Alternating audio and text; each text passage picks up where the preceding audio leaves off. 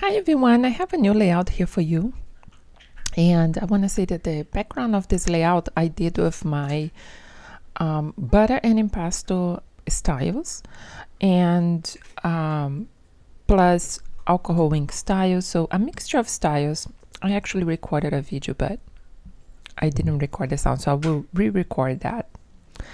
So what I'm using here, and this is a Photoshop CC feature, is the Neural Filters and Camera Raw to edit my pictures. So if you never tried Neural Filters, I will leave a link here with a Photoshop tutorial from the Photoshop YouTube. I'm using my blending masks, and I'm gonna mask the first picture, and you're gonna see that I'm gonna clip to the clipping mask, and I'm gonna show you here on this video how to do another frame so you can put two pictures.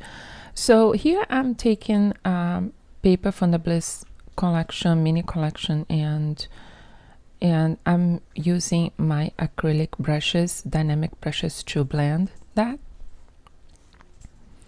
And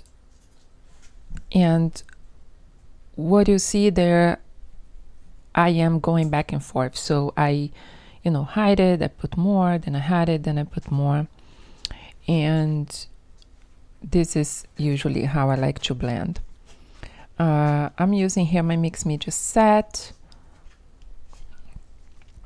I'm not sure if it's the Mix Media set or the Bloom, but I'll leave a link for both.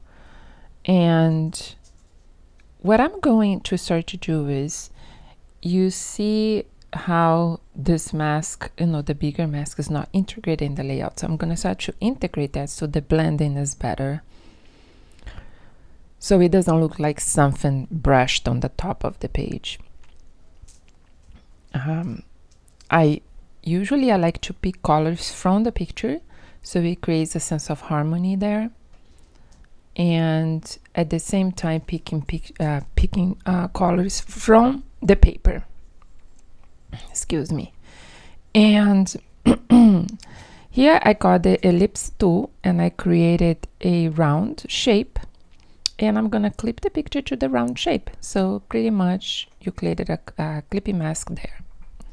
And I'm gonna use a drop shadow, and I'm gonna separate the drop shadow to create like one side of this picture is glued to the paper, and the other one, of course, is not glued. So we have that difference there.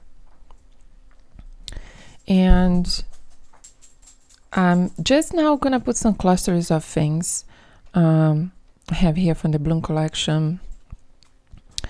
I don't use a tons of cluster elements because when you do an artsy layout, I think the main focus of the layout is being artsy. So I use very few elements there.